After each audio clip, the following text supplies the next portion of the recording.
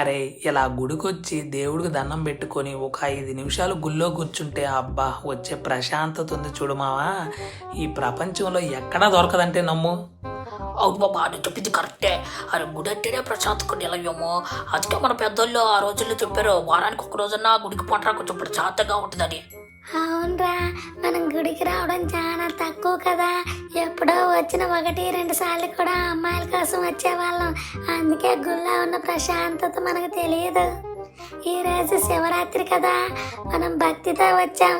అందుకే మనకు మనసులు ప్రశాంతంగా ఉన్నాయి.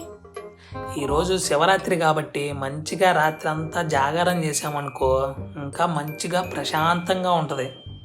పొద్దున బుద్ధి చేసేద్దాం. ఎన్నో రాత్రులు నిద్ర లేకుండా గడిపినాను. ఇప్పుడు భక్తితో దేవుడి కోసం ఒకరోజు జాగ్రత్త చెలవయ్యింది. అసలు పుణ్యం కూడా వస్తుంది.